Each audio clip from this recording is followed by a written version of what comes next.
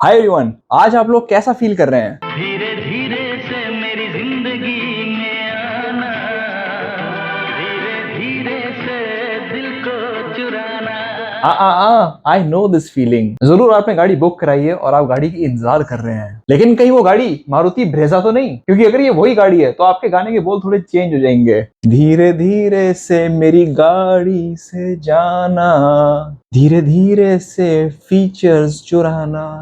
बिल्कुल सही, क्योंकि अब इस गाड़ी के अंदर कुछ फीचर्स माइनस हो गए हैं। मारुति की तरफ से तो ये एक अपडेटेड वर्जन है, और धीरे धीरे से इसलिए बिकॉज मारुति ने कोई पब्लिक अनाउंसमेंट नहीं करी है, ये चीजें ब्रोशर में देख के पता चली हैं। और हाँ, बात सिर्फ फीचर्स तक की नहीं है, पावर ट्रेन के अंदर भी कुछ रीजिक किया है, बताते हैं। सबसे पहले जो चीजें माइनस करी है वो बता के आपका मूड ना खराब करते हुए जो चीज ऐड करी है वो बताता हूँ, और ये एडिशन आपको कितनी पसंद आएगी वो आप कमेंट बॉक्स में बताना। सो वेल, एडिशन ये है कि मारुति ब्रेजा के सारे वेरिएंट्स के अंदर सीट बेल्ट रिमाइंडर्स आएंगे, आगे भी और पीछे भी। अब रियर सीट बेल्ट रिमाइंडर सुन के आपके मन में यही ख्याल आएगा कि भी पीछे अगर कोई पैसेंजर बैठेगा तो उसको सीट बेल्ट लगानी पड़ेगी, अगर नहीं लगाएगा तो अलार्म बजेगा। लेकिन खास बात यह है कि चाहे कोई पीछे बैठा हो या ना बैठा हो, अलार्म तब भी बजेगा। कैसा लगा मेरा मजाक? आपका मजाक नहीं, मारुति का मजाक। एंड बाय द वे, ये मजाक नहीं है, ये सीरियस है। विश्वास नहीं होता, ब्रोशर दिखा देते हैं। Seat belt reminder comes on unless all the passengers seat belts are fastened irrespective of the presence और absence of the passenger.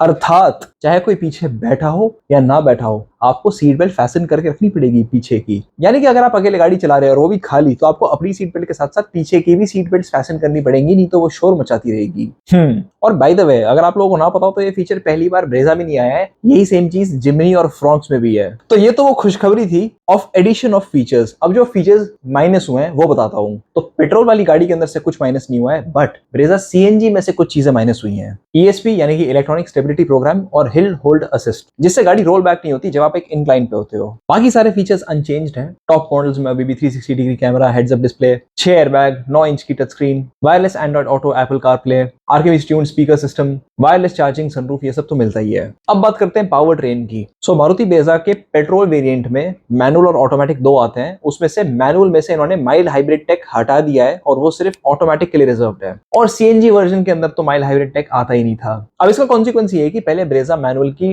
Efficiency यानी कि माइलेज 20.15 किलोमीटर पर लीटर थी, which has come down to 17.38 kilometre per litre, यानी कि करीबन 3.25 kilometre per litre का फर्क पड़ गया है। बाकी आपकी रिवीजन के लिए बता दूं कि 1.5 litre petrol engine 103 horse power और 137 न्यूटन मीटर टॉर्क प्रोड्यूस करता है। और वहीं अगर सीएनजी वेरिएंट्स की बात करें तो पावर में ड्रॉप है, 100.6 horse power and 136 newton metres of torque when it is in petrol mode, and 87.8 horse power plus 121.5 newton metres of torque जब वो सीएनजी मोड में होता है। अब आप सब में से कुछ लोग अपने दिल को दिलासा दे रहे होंगे कि भी हो सकता है कि कुछ फीचर्स माइनस कर दियो मारुति ने, लेकिन हो सकता है कि गाड़ी सस्ती कर दियो। हाँ, ऐसा बिल्कुल भी नहीं है। आपको तो पता ही है कि काफी सारे कार मेकर्स अपनी गाड़ियों के प्राइसेस बढ़ाए जा रहे हैं, और कुछ कार मेकर्स जो कि प्राइसेस नहीं बढ़ाना चाहते हैं वो कांस्टेंट प्राइस पे फीचर्स डिलीट कर रहे हैं फॉर कॉस्ट सेविंग। तो मारुति ने ये सेकंड स्ट्रेटेजी अपनाई है, यानी कि फीचर्स कम हो गए हैं लेकिन प्राइसेस कांस्टेंट है। तो भाई, आपको अगर मैनुअल गाड़ी चाहिए और स्मार्ट हाइब्रिड चाहिए तो फिर ग्रैंड विटारा की तरफ जाना पड़ेगा। सो ये अपडेट्स आप लोगों को कैसे लगे, अपने व्यूज नीचे कमेंट बॉक्स में जरूर बताना।